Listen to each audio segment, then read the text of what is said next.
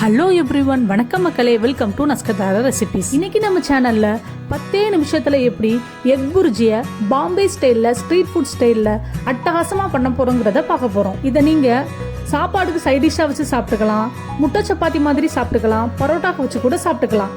Okay, நம்ம வீடியோக்குள்ள போறதுக்கு முன்னாடி நம்ம நஸ்கத் ரெசிபியை சப்ஸ்கிரைப் பண்ணாதவங்க கீழே இருக்க சப்ஸ்கிரைப் பட்டனை கிளிக் பண்ணிக்கோங்க. அப்படியே பக்கத்தில் இருக்க நோட்டிஃபிகேஷன் ஐக்கான்ல ஆளுங்கிற ஆப்ஷனை செலக்ட் பண்ணிக்கோங்க. அப்பதான் நம்ம போஸ்ட் பண்ற வீடியோஸ் எல்லாம் உங்களுக்கு உடனே நோட்டிஃபிகேஷனா வந்துடும். ஒரு கடாயில் 2 டேபிள் ஸ்பூன் எண்ணெய் விட்டுக்கோங்க. ஹை ஃப்ளேம்லேயே வச்சுக்கோங்க. அந்த எண்ணெய் நல்லா சூடானதுக்கப்புறம் 1/2 டீஸ்பூன் கடுகுளுந்த பருப்பு போட்டுரும்.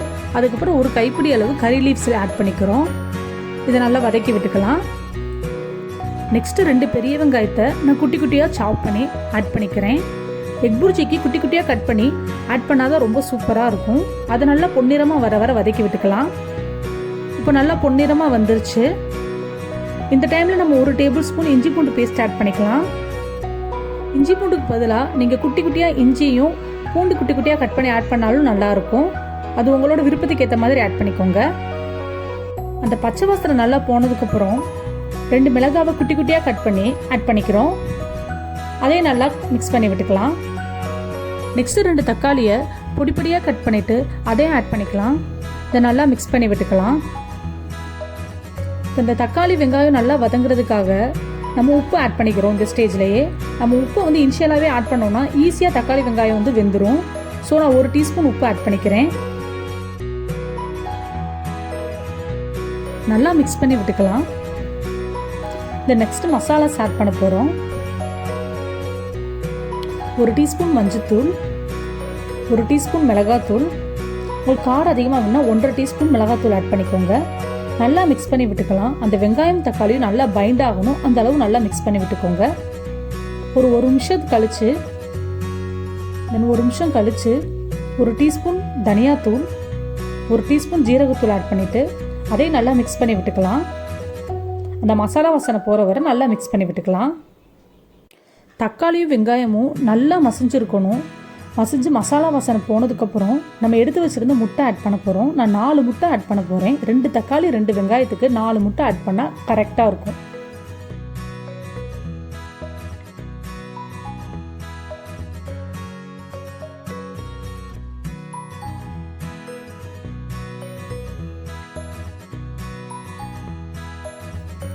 நாலு முட்டையை ஆட் பண்ணியாச்சு. இப்போது இதை நல்லா மிக்ஸ் பண்ணி விட்டுக்கலாம்.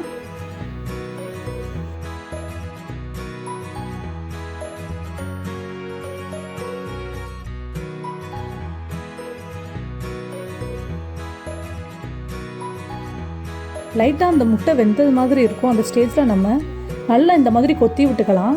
அப்போ தான் அது புர்ஜி ஃபார்முக்கு கிடைக்கும் நமக்கு. Next 1 teaspoon garam masala add பண்ணிக்கலாம். நம்ம மசாலாவை கேப் விட்டு தான் ஆட் பண்ணுறோம். அப்போ தான் அந்த எக்கோட போய் இது நல்லா அந்த மசாலா அப்சர்வ் ஆகும். அதனால தான் உங்களுக்கு பொடிமாஸ் மாதிரி வேணும்னா லைட்டாக நீங்கள் கிளறி விட்டால் போதும். பட் புர்ஜி ஃபார்முக்கு வேணும்னா இந்த மாதிரி கொத்தி விடணும். அப்போ தான் நமக்கு அந்த எக் குட்டி குட்டியாக கிடைக்கும். ஒரு நிமிஷம் கைவிடாமல் இந்த மாதிரி கொத்தி விட்டுக்கோங்க. பாருங்கள், புர்ஜி ஃபார்முக்கு வர்றது சூப்பராக தெரியுது. எல்லாமே நல்லா பொடியாக ஆயிடுச்சு. கொஞ்சம் கிறிஸ்பினஸ்க்காக ஒரு 1/2 டீஸ்பூன் எண்ணெயை இப்போ ஆட் பண்ணிவிட்டு அதையும் நல்லா மிக்ஸ் பண்ணி விட்டுக்கலாம்.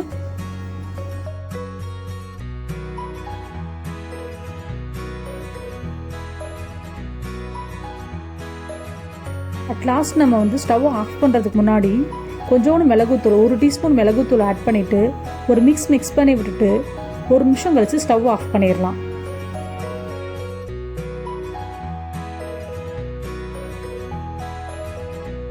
நெக்ஸ்ட் நல்லா வாசனைக்காக நான் கருவேப்பிலையை குட்டி குட்டியாக கட் பண்ணி இந்த மாதிரி ஸ்ப்ரெட் பண்ணி விட்டுக்கிறேன்.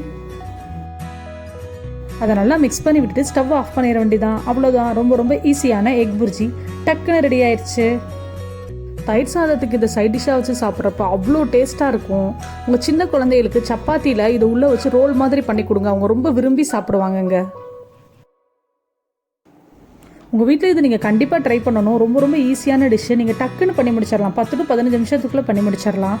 அப்புறம் இந்த வீடியோ உங்களுக்கு பிடிச்சிருந்ததுன்னா லைக் பண்ணுங்கள், ஷேர் பண்ணுங்கள், கமெண்ட் பண்ணுங்கள். மறக்காமல் நம்ம நஸ்கத் ரெசிபியை சப்ஸ்கிரைப் பண்ணுங்கள். அது வரைக்கும் மக்களே, நல்லா சாப்பிடுங்க, நல்லதே சாப்பிடுங்க.